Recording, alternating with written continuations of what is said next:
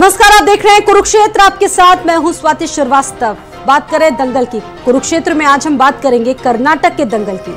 कर्नाटक के दंगल के लिए अब कुछ ही वक्त बचा है, बहुत कम समय बचा है और ऐसे में लगातार रैलियां भी हो रही है, खूब जनसभाएं भी हो रही है। लेकिन सवाल इस पर है कि उत्तर प्रदेश के दो बड़े चेहरे इस सियासी दंगल में कूदने की पूरी तैयारी कर चुके हैं। हम बात कर रहे हैं मायावती और अखिलेश यादव की, क्योंकि ये उत्तर प्रदेश से कर्नाटक पहुंचे हैं रैलियों को संबोधित करने और साथ ही साथ जो प्रत्याशी उतारे गए हैं कर्नाटक में इनकी पार्टी की तरफ से, उनके संबंध में प्रचार करने। लेकिन बड़ा सवाल ये है कि उतना वर्चस्व भी नहीं है इन पार्टियों का, कर्नाटक में इतना जनाधार भी नहीं है, तो किस बिहाफ से ये तमाम नेता उत्तर प्रदेश के निकाय चुनाव को छोड़कर कर्नाटक पर चले गए। इस पर हम बात करेंगे, इस पर हम चर्चा करेंगे। हमारे साथ तमाम खास मेहमान भी जुड़े हुए हैं इस पर चर्चा करने के लिए। हमारे साथ समीर यादव हैं, समाजवादी पार्टी से प्रवक्ता, बहुत स्वागत है। संजय चौधरी जी हमारे साथ बीजेपी से मौजूद हैं, विकास श्रीवास्तव जी हमारे साथ कांग्रेस पार्टी से मौजूद हैं और दिलीप यशवर्धन जी हमारे साथ जुड़ चुके हैं राजनीतिक विश्लेषक के तौर पर। आप सभी का बहुत बहुत स्वागत है इस चर्चा में। शुरुआत समीर जी आपसे मैं करूंगी। निकाय चुनाव का पहला चरण कंप्लीट हो गया है। समीर जी, उत्तर प्रदेश में निकाय चुनाव जैसी महत्वपूर्ण चुनाव को छोड़कर कर्नाटक में अखिलेश यादव पहुंचे हैं।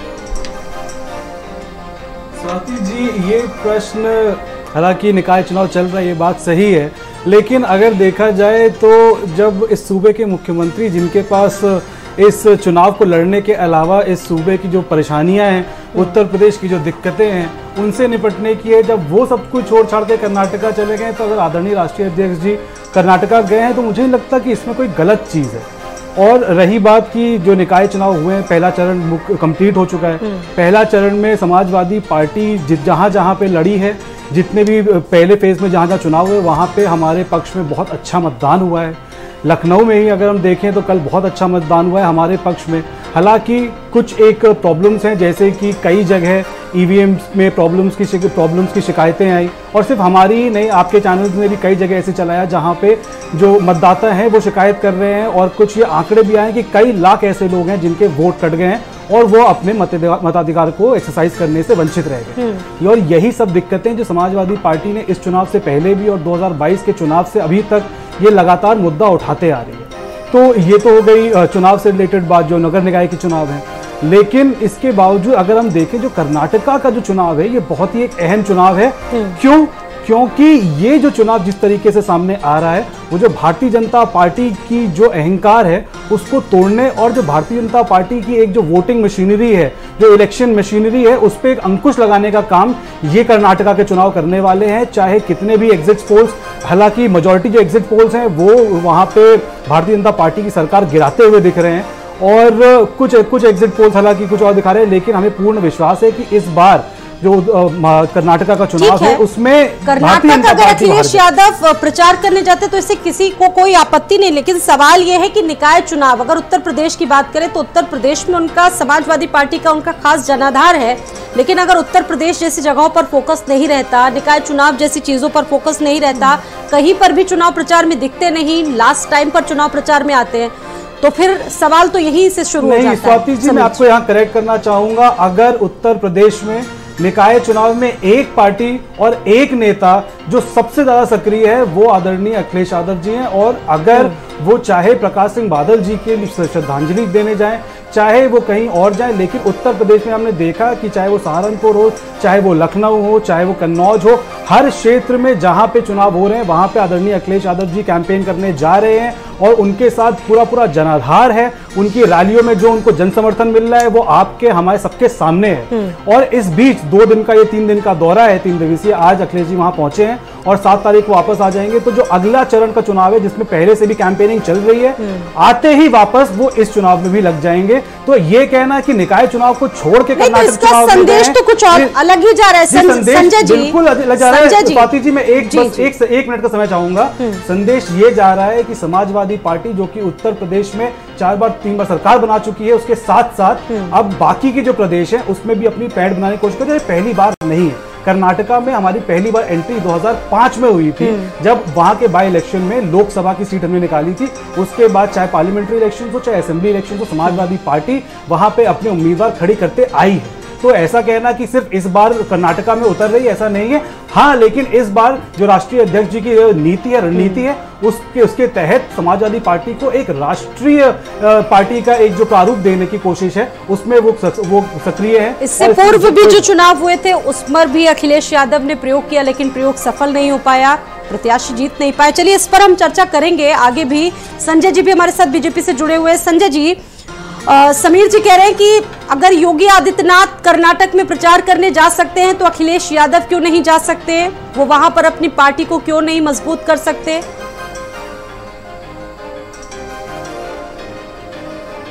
देखिए, उत्तर प्रदेश में जो निकाय के चुनाव हो रहे हैं उसमें समाजवादी पार्टी मथुरा के अंदर सपा और कांग्रेस मिलकर भारतीय जनता पार्टी के खिलाफ प्रत्याशी उतार रही है, प्रत्याशी लड़ा रही है। ये बताने के लिए एक स्पष्ट संदेश है कि कांग्रेस और समाजवादी पार्टी मिली हुई है। लोकसभा के चुनाव के पहले भी विपक्षी एकता के नाम पर समाजवादी पार्टी एकजुट होने के काम कर रही है, तो उत्तर प्रदेश में तो एकजुटता दिखा रही है, लेकिन कर्नाटक में जाके कांग्रेस के प्रत्याशियों के खिलाफ अगर अखिलेश चुनाव प्रचार कर रहे हैं तो ये बताते हैं कि अखिलेश की नीति भी ठीक नहीं है, अखिलेश की नीयत भी ठीक नहीं है, और अखिलेश का नेतृत्व न तो कांग्रेस स्वीकार रही है, न कांग्रेस का नेतृत्व अखिलेश स्वीकार रहे हैं। तो नेतृत्व के आधार पर भी, नीति के आधार पर भी, नियत के आधार पर भी अखिलेश का कर्नाटक का दौरा मुझे लगता है ये रस्मी भी नहीं है, और उत्तर प्रदेश की राजनीति को देखते हुए कांग्रेस को कमजोर करने में कर्नाटक का प्रयास है।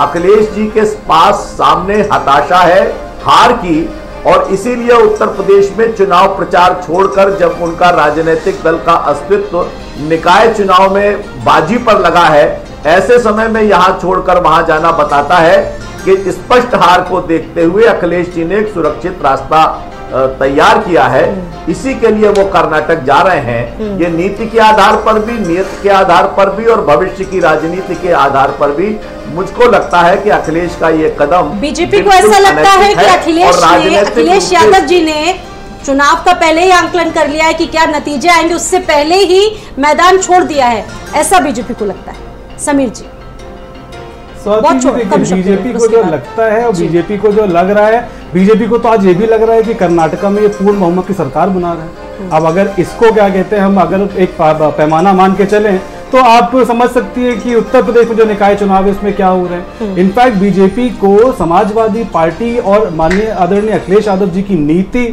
और उनकी नियत से ज्यादा अपने प्रदेश की जो समस्या है उसको समझने में और उसको वापस से सुचारू करने में थोड़ा सा दिमाग अगर लगाएं तो बेहतर होगा।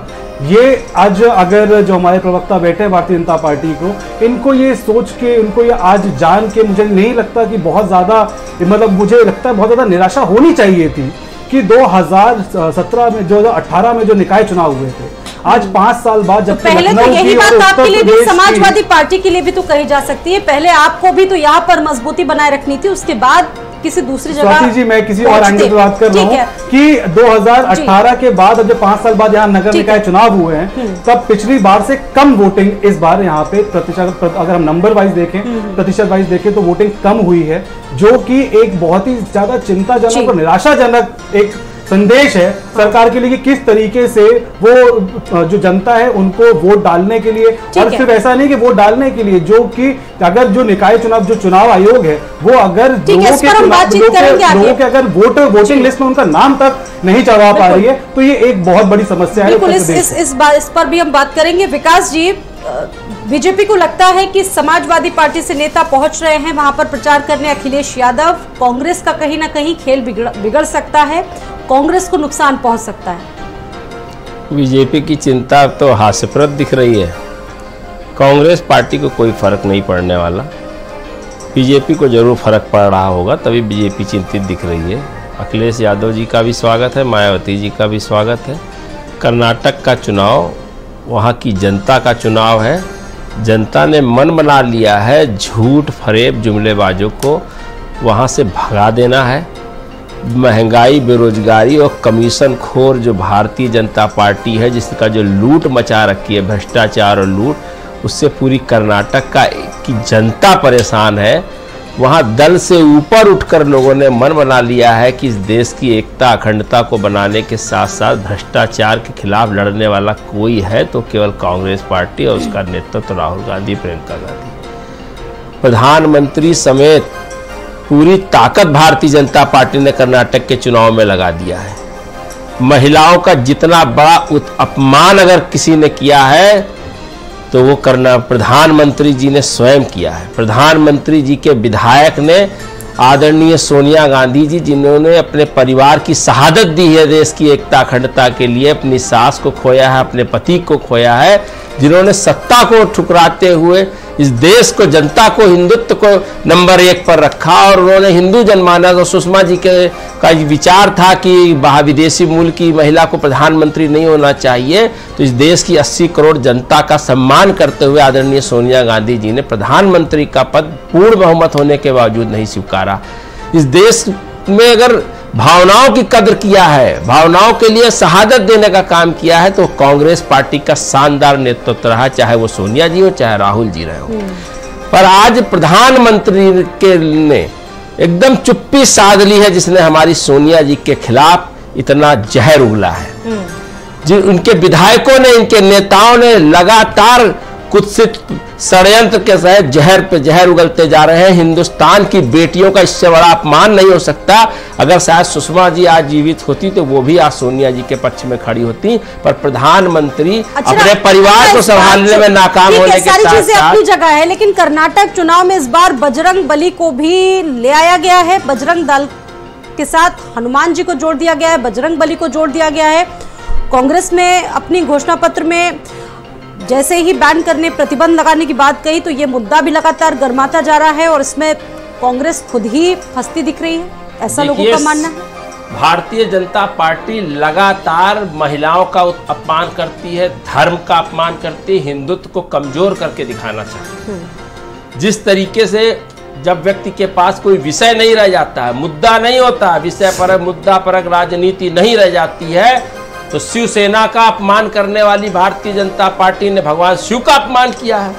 देवादिदेव शिव का अपमान करने वाली भारतीय जनता पार्टी शिव के 13वें अवतार भगवान श्री हनुमान जी की बात कर रही है, जबकि सबसे ज्यादा अपमान अगर किसी ने किया, तुष्टीकरण का आरोप लगा रही है। देखिए, सीता माता को टेस्ट ट्यूब बेबी कहने वाले लोग भारतीय जनता पार्टी आरएसएस के लोग, हनुमान जी की जाति बताकर उत्तर प्रदेश में वोट लेने की बात करते हो, उनको दलित बता करके उनका अपमान करने की कोशिश किया आपने। आप दलित विरोधी रहे हो, आप धर्म विरोधी रहे हो, केवल आपको घटिया राजनीति और सत्ता प्राप्त करने का बजरंग बली से क्या कनेक्शन है आपसे समझना चाहेंगे।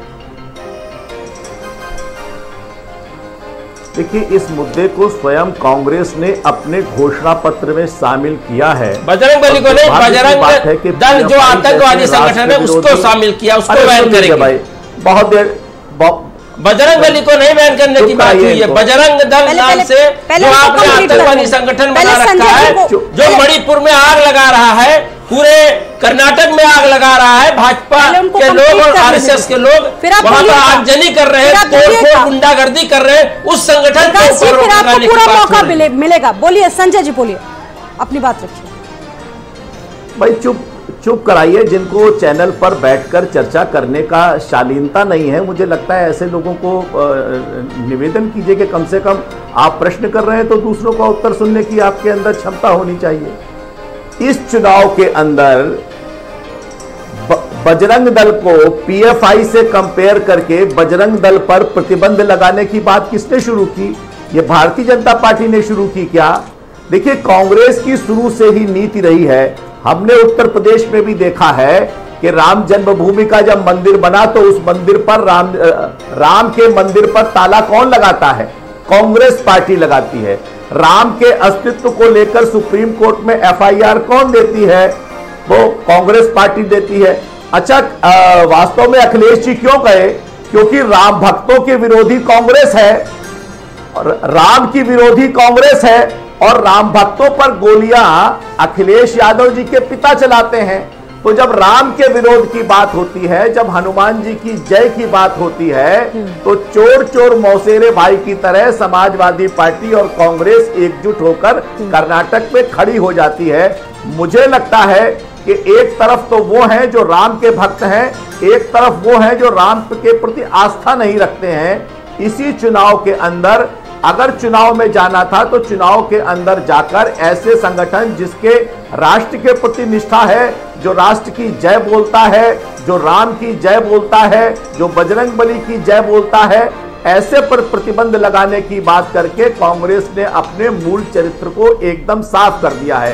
कांग्रेस के मेरे मित्र कह रहे थे कि भ्रष्टाचार के खिलाफ, आप बताइए आज सोनिया जी भी और राहुल जी भी सुप्रीम कोर्ट की बेल पर हैं।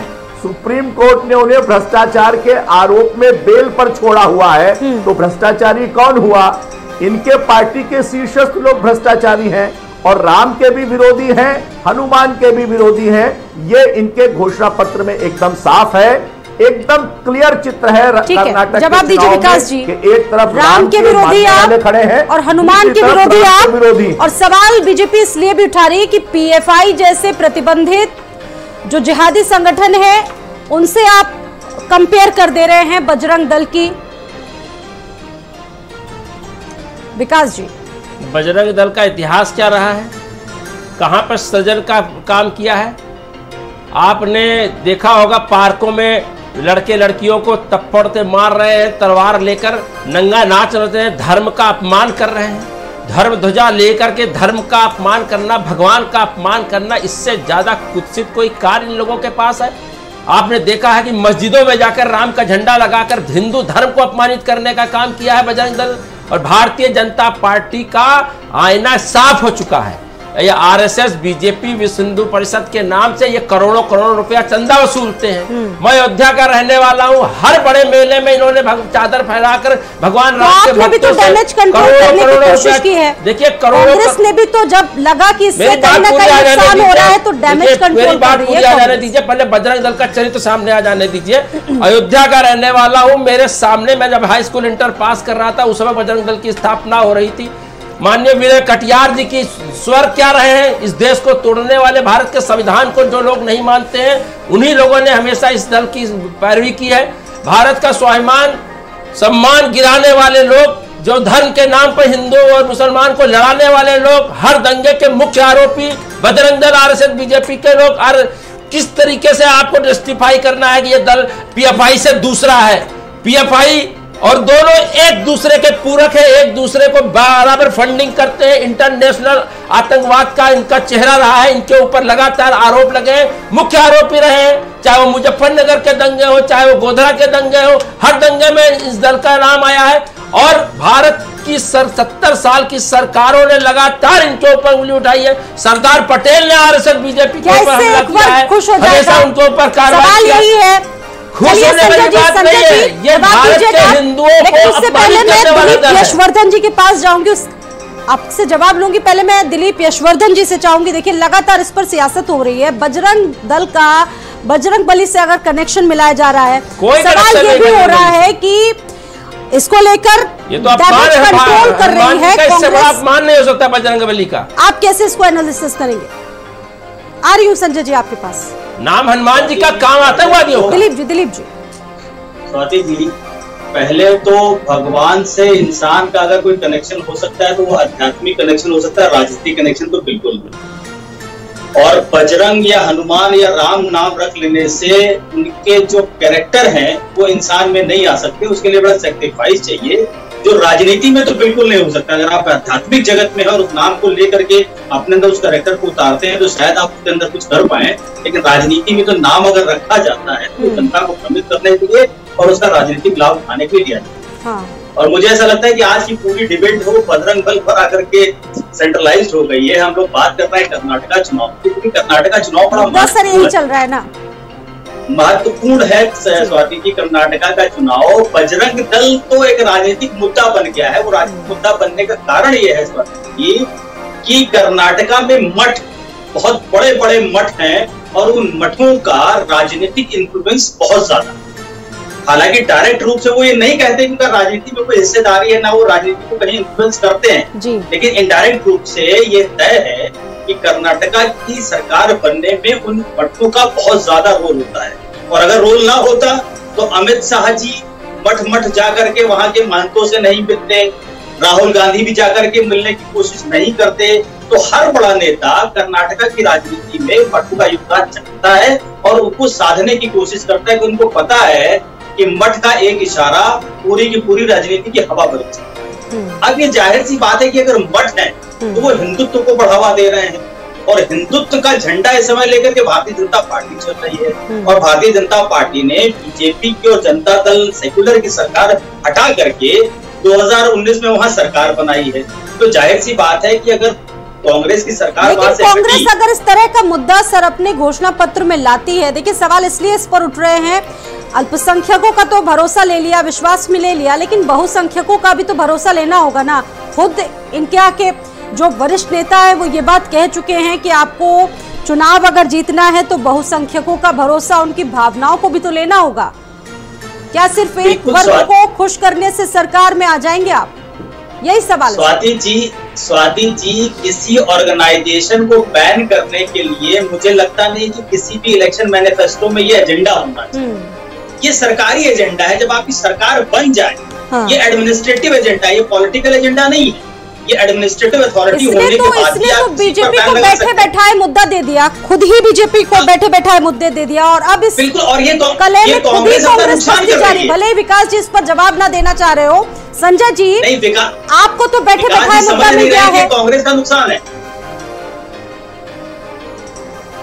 देखिए, निश्चित रूप से इस प्रकार की घोषणा कांग्रेस ने राजनीतिक आधार पर की है जी। ये बजरंग दल पर प्रतिबंध कांग्रेस एक बार पहले भी लगा चुकी है। जब राम जन्मभूमि के आंदोलन का श्री गणेश हुआ और उस समय जब बाबरी मस्जिद का डिमोलिशन हुआ तो कांग्रेस ने बजरंग दल पर प्रतिबंध लगाया था जी। और बजरंग दल पे प्रतिबंध लगाने के बाद कोर्ट ने बजरंग दल को इस प्रतिबंध से मुक्त कर दिया था।